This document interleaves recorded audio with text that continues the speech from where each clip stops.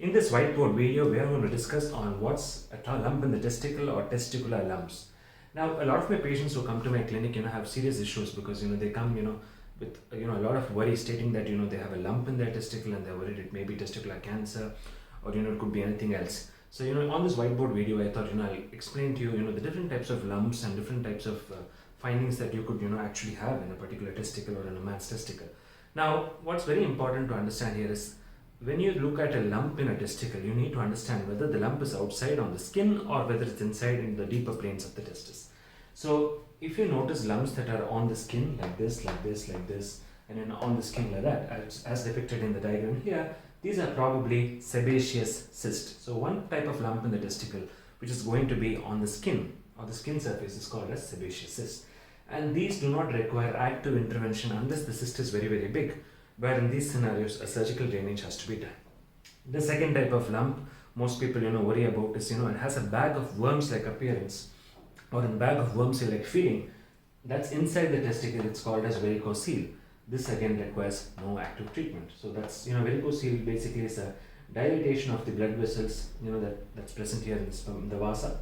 So when there's a dilatation, you have a bag of worms like appearance. This doesn't require treatment unless it's a grade 3 or maybe grade 4 varicocele where there's with severe pain, right? So in those scenarios, only if the patient has pain, we intervene. Now the next type of lump in the testicle is going to be somewhere here, right? Deeper inside the tissue planes. And there's a structure called as the epididymis, which is the storage area for spermatozoa. It is above the structure called as the testis. Here's where sperm production happens. Lumps here, can be a spermatocele, can be a block in the epidermis, or it could be because of an infection called as epidermitis, where the whole epidermis becomes kind of hard and lumpy by nature. So this requires ultrasound imaging. So this testicular lump can be associated with pain. There may not be pain, but all said and done, you have to do an imaging, which is usually required. The last type of lump, which is probably very, very rare, right? About 1% of patients with male infertility will have what's called as testicular cancer. So, patients with male infertility are at risk of developing testicular cancers, but it's just 1%. And the most common types of, not common, the most common types of testicular cancers are usually called as seminomas, right?